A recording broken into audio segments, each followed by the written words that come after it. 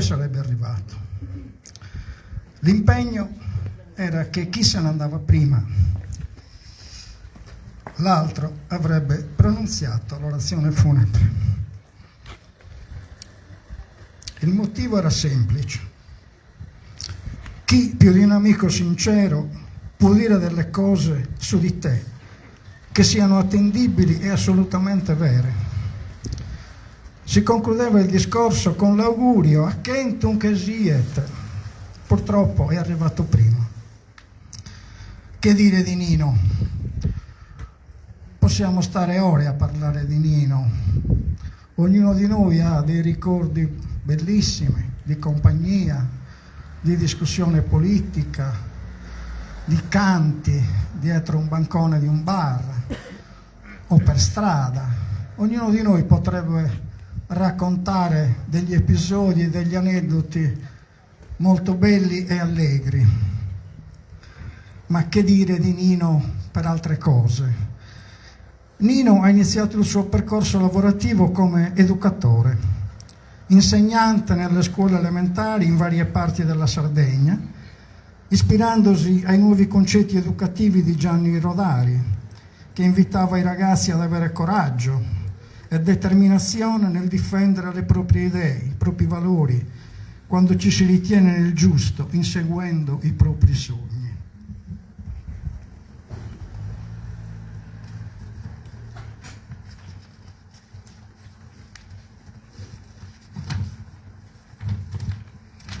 Questo insegnava Nino ai bambini delle scuole elementari. Finita l'esperienza come insegnante, divenne giornalista professionista nella redazione della Nuova Sardegna di Nuoro, raccontando con autonomia politica e intellettuale le vicende politiche e sociali di Nuoro e delle zone interne, con grande spirito critico, come solo un uomo di cultura del suo livello sapeva fare. Da giovane cattolico era stato tra i fondatori e animatori di Sucquento, giornale culturale e satirico di Bitti, che tutti ricorderete.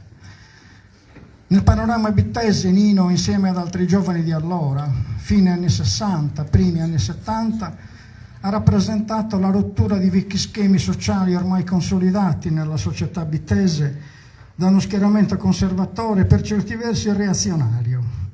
Un gruppo di giovani che escono dall'Azione Cattolica e aderiscono al Partito Comunista Italiano, aprendo per la prima volta a Bitti la sezione Antonio Gramsci, è stato un fatto rivoluzionario.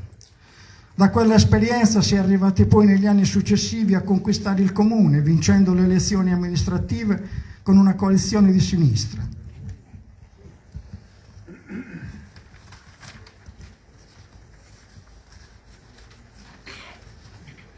Molto attivo culturalmente, fu tra i promotori, insieme a Pascale Duburai, della formazione di un gruppo teatrale di cui facevo parte anch'io, Gruppo Teatro Discorso, che riprese un'opera dello scrittore nuorese Romano Ruio, Quel giorno a Bugerro, riadattandola e arricchendola di poesie di poeti sardi, di Neruda e di Brecht, poeti che lui amava tanto. Fu un'esperienza importante, girando per le piazze della Sardegna per tutti noi, portare all'attenzione del pubblico l'eccidio di Bugerro successo nel 1904. Gli interessi culturali di Nino spaziavano dalla letteratura alla poesia, alla pedagogia, alla storia, in particolare a quella sarda, e poi non ultima la musica, la chitarra e le canzoni di Fabrizio De André, che lui, almeno a me, fece conoscere ed amare. Nino era una persona dotata di una grande ricchezza umana, politica e culturale.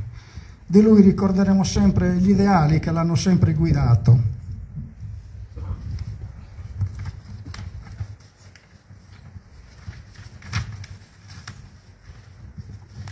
L'hanno sempre guidato nella sua attività di insegnante, di giornalista, di intellettuale e di politico. Ideali di libertà, di uguaglianza, di giustizia sociale, sempre anteposti a qualsiasi interesse personale. La comune militanza nel Partito Comunista Italiano negli anni 70-80, è lui che mi fece la prima tessera nel 1972, ha cementato ancora di più nel tempo un'amicizia di una vita. Leggo su Facebook una marea di commenti, uno più bello dell'altro, espressione di una comunità e di amici che dimostrano di quanta stima e affetto godesse nella sua vita. Mi mancheranno le telefonate chilometriche e le chiacchierate a lui imposto nel suo buon ritiro. E per concludere,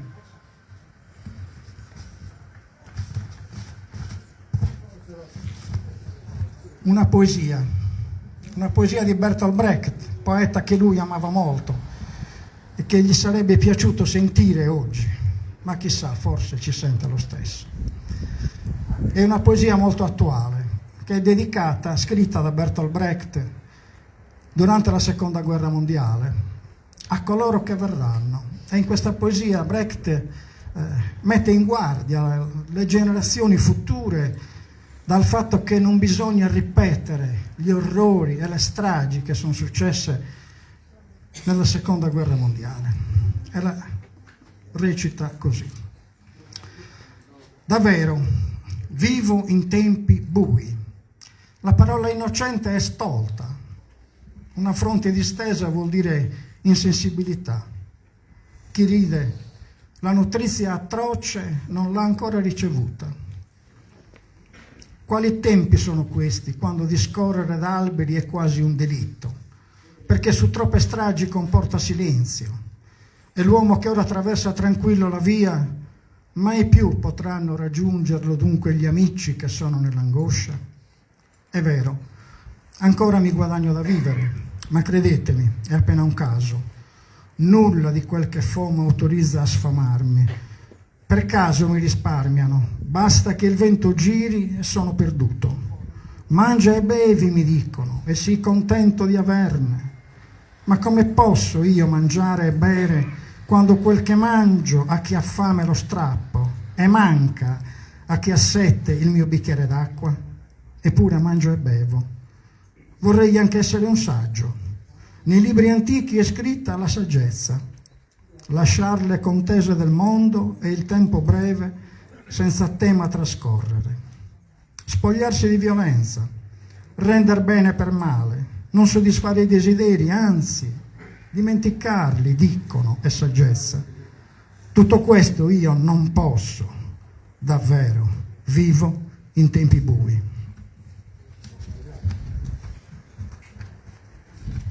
E come ultimo messaggio, buon viaggio Nino, dovunque tu sei e dove andrai, amico e compagno di una vita.